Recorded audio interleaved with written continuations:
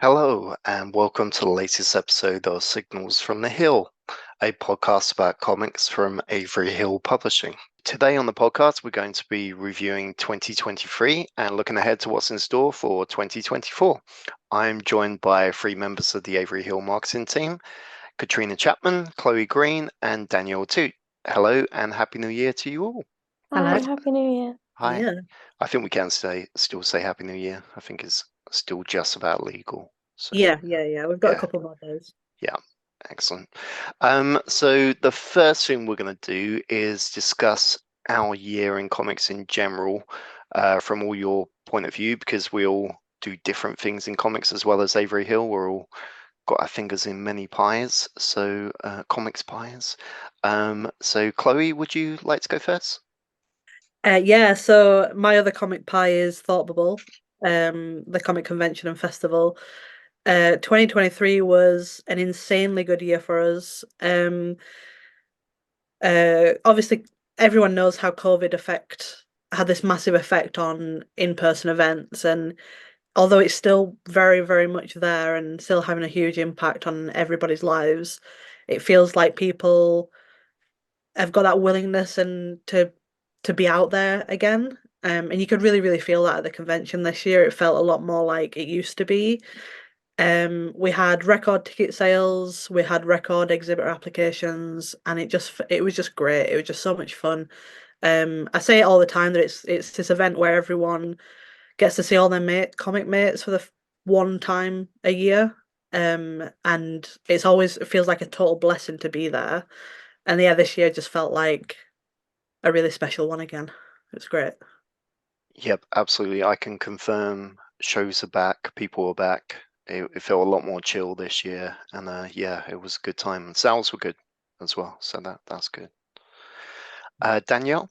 Yeah, I work for OK Comics in Leeds, so I handle their website and the mail order there. We actually just celebrated the 20th anniversary of the shop, so that's like our massive deal for the year, which meant that we put together a range of like the 20 most important books of the last 20 years, bringing in customers and ex-staff and just like everybody saying what meant the most to them, which was really nice. And it also meant that we had a big party. I had a beer launch with Northern Monk and did a merch launch. But the main event was the party where we had 20 years of staff come back in, and a lot of us haven't met each other because we've never had that crossover before, and it was just really, really lovely. Cool. Kat? Yeah, 2023, I was mostly alongside working with Avery Hill. I was mostly trying to get a graphic novel drawn, which has gone a lot slower than expected, but I reached the milestone right at the end of 2023 of getting all the line art finished. So all it's Yay! really, thank you. Well done. All that's left is coloring it, which is still a load of work, but it's nice. To be at that point. And I got to meet the editor of the book, who's American, so that was cool because I wasn't sure if or when I would ever meet him, but he came for a visit last year. And yeah, I've been doing some slightly new stuff for Avery Hill. Like I've taken more of a role in preparing the books for print, which I've been really, really enjoying because there's just something about the process of that I really like, all the sort of technical details and things.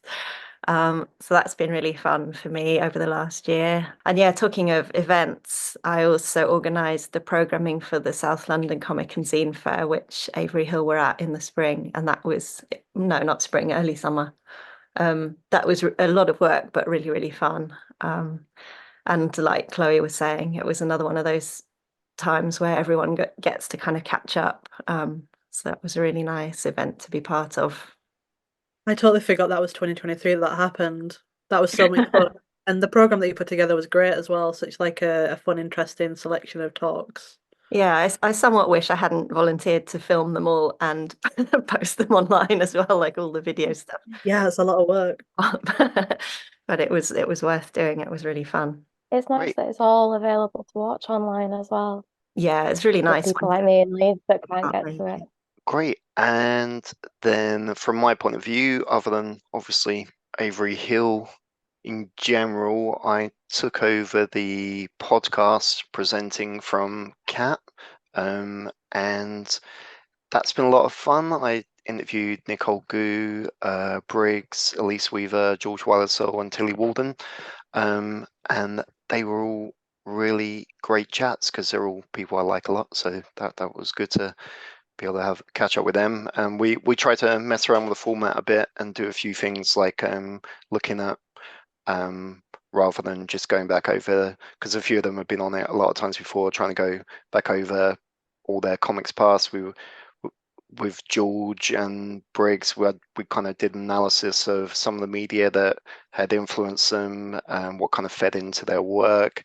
And with Tilly, we did a big review of when we worked on the web comic for On a Sunbeam, and just kind of went through, reminisced for far too long about the fun we had making that book. So yeah, that was all good for me this year.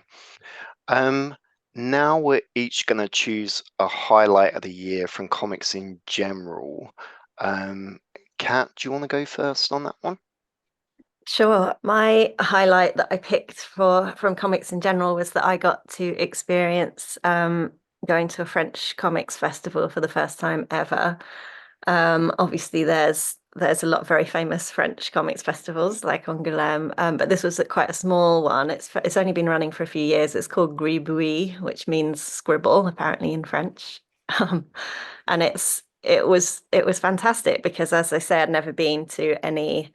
Actually, I don't think I've been to any events in Europe before, apart from one in the Netherlands, like almost 15 years ago or something, before I was even really involved in comics.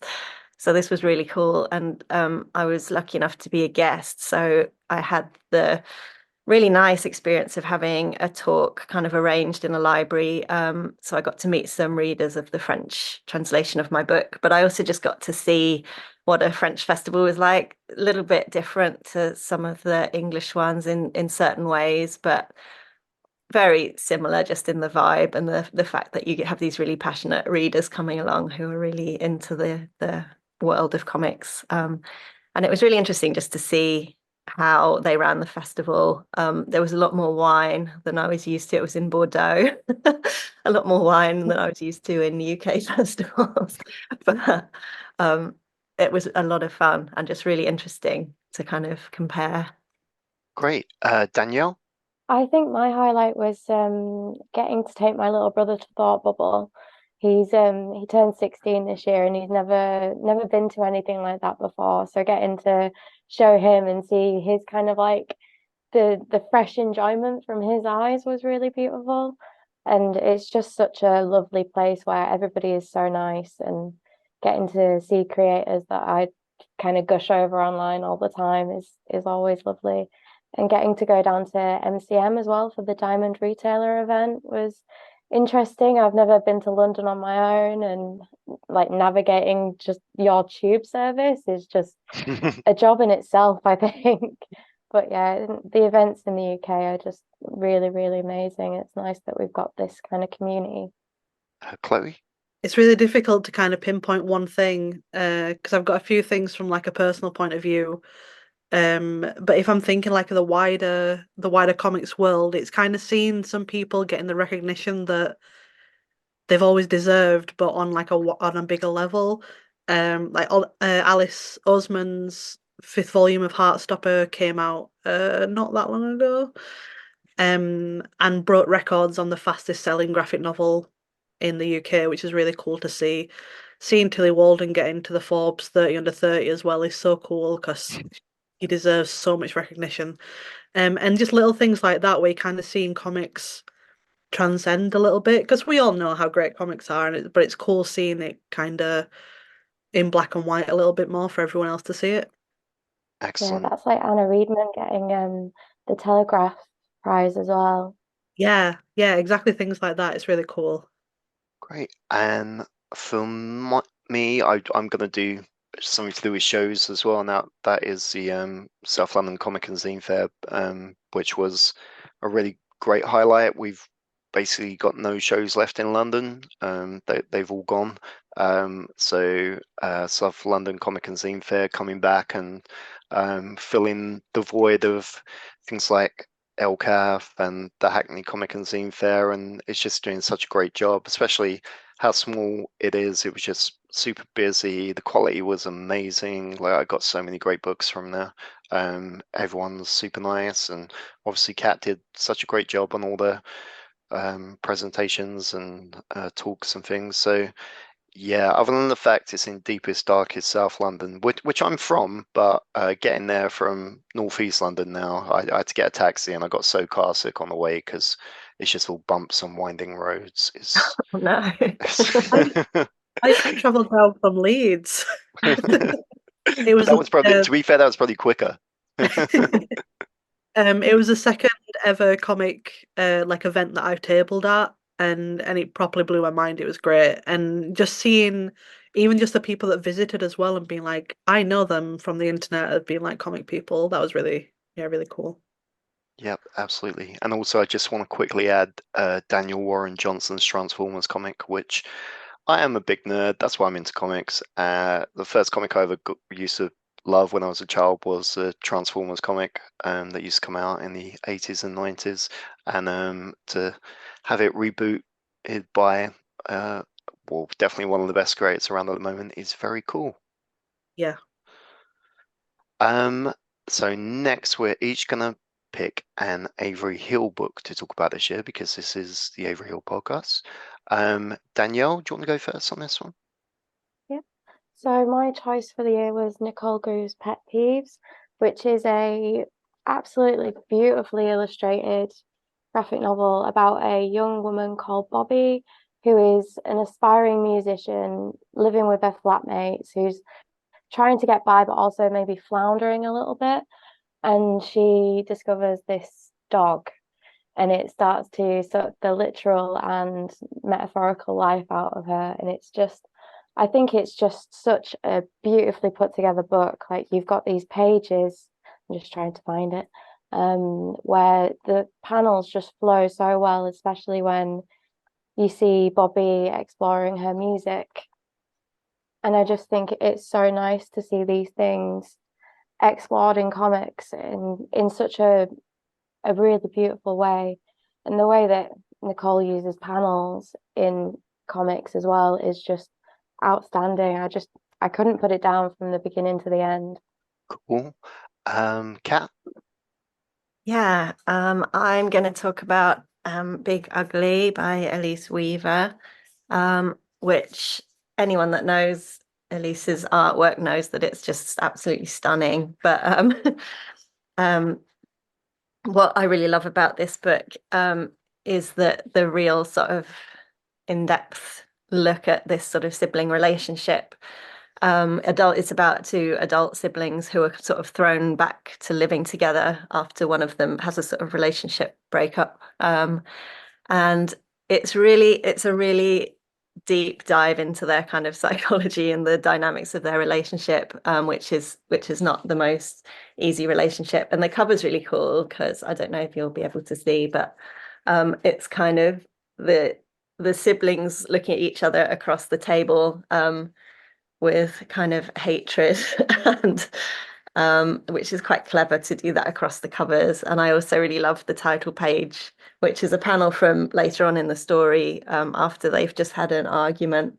And I really love it because it's a moment where they're trying their best to kind of not be awful to each other, and they're kind of smiling at each other, and it's kind of coming out in a horrible grimace, which is just kind of represents the whole dynamic of their relationship, really. But it's kind of fascinating. It's about the ripples of childhood trauma and how they kind of carry through between generations. You don't really know what happened to them, particularly in their childhood. You get a few little glimpses.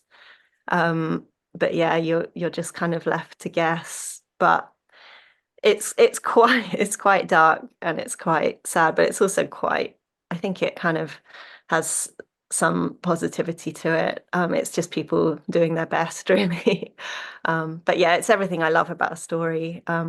Looking at people's how humans relate to each other, and what makes people behave the way they do. So yeah, that's my one. Cool. Chloe? Yeah, so my pick is The Hard Switch by Owen Pomeroy. It's a science fiction graphic novel, which really isn't the kind of thing that I would normally read. Even though I'm a massive science fiction fan, I feel like the level of comics that I've read in that genre are mega limited. But I'm super glad that I read this because the world that Owen can create is just surreal. Like I don't know how he does it. But the story follows this little team. I feel like I dumb things down so much. So it's this little team that are in space, and there's an event. They kind of like hinting towards this event that's going to happen, the hard switch, which is going to be life changing for everyone. And suddenly there's this really clear split between um, rich people and poor people, and a lot of things that really mirror what's happening in the real world at the minute. And so it does kind of get a little bit political, and I don't want to go into it too much because I think everyone should read it because it goes places that I really didn't expect it to. And there's characters in it that you absolutely fall in love with, and I really, really hope that he does more with this world because it feels like there's so much more that he can say. But yeah, I think if you are just into graphic novels full stop, it's something that you should read because it's a lot of fun. Cool. And I have chosen Curses by George Wallace. This is the third book we've done with George, following the Internet Crusader and 2120. This is kind of an expansion of the first book that he did with us called Ghosts, etc., which was a collection of a few of his short strips that we've kind of added to and expanded on, and with some medium-sized strips now as well, I guess. Some like about 60, 70 pages long. And yeah, it's if you know George's work, you'll know basically it's the kind of low retro tech horror type stuff that he normally does, with lots of corridors and very bold colors and grotesque imagery and beautiful ugliness, I guess, and just kind of creeping dread around every corner, I would say. And it is in general with George this year, like I think one of my great pleasures this year has been in watching him kind of rise as a creator, and you can kind of see it on social media now. Like he gets some really good following and a lot of good comments whenever he posts anything, and his books are getting loads more interest. Like 2120 was turned out to be a big hit. We just thought it was going to be this niche, massive book that will cost us a lot of money, but it's done super well. And yeah, we had to reprint that last year as well. So yeah, it's been really exciting to see how well George has been doing. Now we're each going to choose a favorite other comic of the year, because apparently other publishers have been putting books out as well. So yeah, Kat, do you want to go first? Yeah, I'm going to talk about Mexikid by Pedro Martin, who is a comic artist that's been posting these short comics on Instagram for years, and I've been sort of following him for years, and they're really, really funny little tiny sort of anecdotes about his childhood. And so I was really excited to learn that he was going to be doing a big book. I didn't really know anything about it until I actually read it. And it's really cool. It's kind of a lot of things. It's like a road trip story and a family drama and a coming of age. And it tells the story. It's sort of it's autobiographical. It's the story of a trip he did with his whole family when he was a kid, back to Mexico, because they live in the States, back to Mexico to collect his grandfather and bring him back to live with them. And it's a big family. Half of the children of the family were born in Mexico and grew up there, and half the children were born in the States. So they have a real mix of experiences within the same family. And it's just very, very funny. And the artwork is brilliant. It's kind of got sections where he creates a kind of old-fashioned 60s book kind of comic book style, because the kid, him as a young person in the comic, is really into those comics. And it's a way that he bonds with his grandfather in the story as well, is through drawing with him. So there's a whole bunch of different kind of styles, and a little bit like like Danielle was talking about with pet peeves, there's kind of like so many creative page layouts and sort of design choices where there's all sorts of things that sort of break away from just having a comics grid, which I think is really cool. Like here's a bit where he's done a kind of view of their family Winnebago where you can kind of see how it's set up. It's just a lot of fun, and explores some of the cultural stuff about what it's like to be, you know, a Mexican child growing up in America and experiencing both cultures. So yeah, very good. Cool. Danielle? My choice for the year was Ashes by Alvaro Ortiz. I followed Alvaro for years online and always really loved his art, so I was very excited to see that we were getting a translation of this, and it did not disappoint. It's a beautifully illustrated story about three friends who travel cross country to spread the ashes of their friend, and it's gorgeously illustrated with like such amazing color palettes, and it's one of those things that a lot of the time I find that translated comics can sometimes be not they're not translated well, or they don't the humor doesn't come across, or the threat doesn't come across, but this is one of those books where the humor is perfectly captured and you don't know whether you should be laughing or not, because these characters are in such nefarious situations that you don't know whether you should feel sorry for them, laugh at them, laugh with them, or genuinely worry about them. The three characters are followed throughout by Smirnov and Smirnov, who are two bounty hunters, and the predicaments that they get in are just fantastic. And again, with like Nicole Gu's use of like panel layout, it's also really cleverly put together. And then, yeah, I was so excited to read it, and it was one of those things that just it surpassed my expectations. I think I'm going to track that one down. That looks good. Oh. And so did Jaws Cat, by the way. But Yeah, I want to read all of these. Chloe? Yeah, it's I haven't read that many 2023 comics because I've been trying to do a deep dive into things that I've missed. So I've read like Mouse and Ghost World and things that are quite old now. But from 2023, the thing that really stuck in my head was In Limbo by Deb J.J. Lee.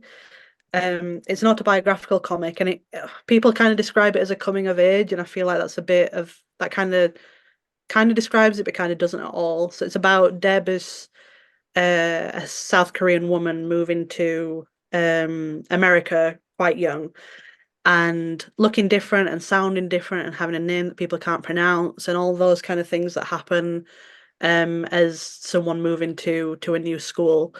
But it also gets quite dark and really personal, and there's a lot of talks about mental health and so yeah, that's why I feel like coming of age kind of can skip over what it's actually about. And some of the things that she talks about in such an open way, it I don't know, it's an excellent book, and her art is unreal as well. It feels like a real juxtaposition, these like dark things that are happening compared to this like beautiful, beautiful artwork. Yeah, high recommend. It's a beautiful book. Cool. And I'm going to choose Why Don't You Love Me by Paul Rainey, which came out from D&Q this year. Paul has been a long-time fixture on the UK comics small press self-published scene. He was there way before us.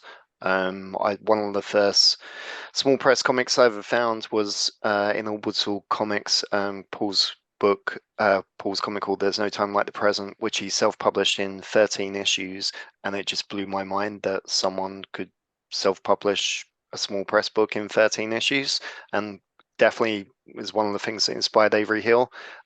We really wanted to collect that book, but it had already been picked up. And yeah, so that was, I don't know, over 10 years ago. And now Paul is having massive success with this book, which is very Paul Rainey, and it's also very, very brilliant. It's been on loads of the end of year critics lists. It's it's a masterpiece. Neil Gaiman's on the back cover saying it's a masterpiece, so that means it is. And yeah, it's hard to know what to say about it without spoiling it too much. So I'll just say that it's about it starts well the story is about a couple, a man and woman, and they've got two kids, and they all appear to hate each other and their lives and the kids, and they've both kind of come back from some it's kept vague, but there's been some kind of recent depression with both of them, and they haven't really left the house, and but there's something else going on that you can tell there's a subtext, and there's little things like they refuse to listen to the news or even be told about anything that's happening in real life. One of them keeps forgetting the name of one of the kids, which even beyond the neglect they show the children is a sign that something else is going on, I think. And Paul, to hint at what's going on, Paul is a master at ground level sci-fi, I think is how I think about it, which is people caught up in sci-fi concepts without having any agency or any ability to even know what's going on. They're not the ones that are going to get in the spaceship and fix it. They're the ones who are just going to go, wow, what the hell just happened? Someone either saved us or we died. And yeah, that's all I'm going to say on it, other than you should read it, because it's not what you think it is. Everyone says that about this book, but it isn't what you think it is, and it's probably even better than you think it is. And okay, now we're gonna just have a quick look forward to what's coming up in 2024 for all of us. Like, just Kat, what are you looking forward to in 2024? Yeah, I'm very much looking forward to finishing drawing my book if I can manage to make that happen in 2024. Yeah, and I'm not great at kind of keeping track of what's coming up in terms of comics releases, but I would like to read all the books that we've mentioned in this podcast. And also, I started reading on Ricky's recommendation last year. I started reading 20th Century Boys, the manga by Naoki Urasawa, and I've read the first 2 volumes, so I'm next on my list is getting some more volumes of that. Excellent. Yeah, it's an amazing comic. Is definitely one of the best things I've ever read. Chloe? That's a really hard one. It's so early in 2024. So personally, I've started working on a new comic. It'll probably take me longer than a year, but it's another autobiographical one about where I grew up in South Yorkshire, and the mining industry that kind of destroyed it, just as I was born. So I'm looking forward to getting more into that. In terms of, I can't wait for 2024 Thought Bubble. We're really, really early in the stages of planning, but it's looking like it's going to be excellent. We're really, really going for it this year. Any exclusive news you can give us? Any special guests? It'll be in November. You heard it here first, folks. No, sorry, I'm not allowed. I'll get destroyed. But it'll be good, I promise. Alan Moore, Neil Gaiman, they're all going to be there. All the big guys, yeah. Absolutely. Stan Lee's coming back. Yeah, and what else is happening? I'm looking forward to the next book of Clementine, Tilly Walden's Walking Dead, which I've just finished the second one and it was great. So yeah, that's it from me. Cool. Danielle? I'm really excited to see like people in the industry thrive. Like it's nice to see new publishers coming up, like Distillery, which is like trailblazing in comics at the moment, working with some really good UK writers and illustrators like Christian Ward. And also just looking forward to hooking up people with good comics, which is the day job, which is something that I really enjoy. And yeah, it's I think it's going to be a great year, looking at like things like Daniel Warren Johnson's Extremity is getting a nice deluxe edition, which is like top of my list of things that I'm looking forward to. Cool.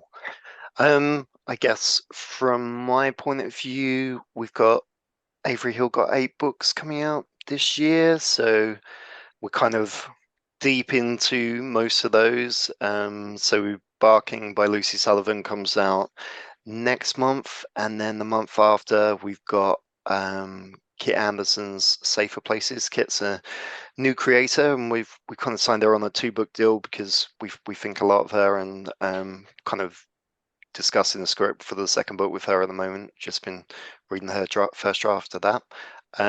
We got the Very Weird and Wonderful, The Eccentric Scrapbook from J. Webster Sharp. There's a new Tim Burr book coming out at the end of the year, which is obviously going to be a massive highlight. And we're completing 2 sagas in that we've got Mimi and the Wolves, the ending of that, and Bemia's Izmir. We've got 2 editions of that, which are going to round off that series. And we're starting a new one, which is Infinite Wheat Paste Book 1 by Pidge. So yeah, a lot going on. I'm hoping to get to an international festival as well. Mainly that's a wish because it hasn't been signed off in any way by my family, but I'm hoping. Yeah, fingers crossed. Great. Thank you very much for joining us, guys. Yeah, Happy New Year.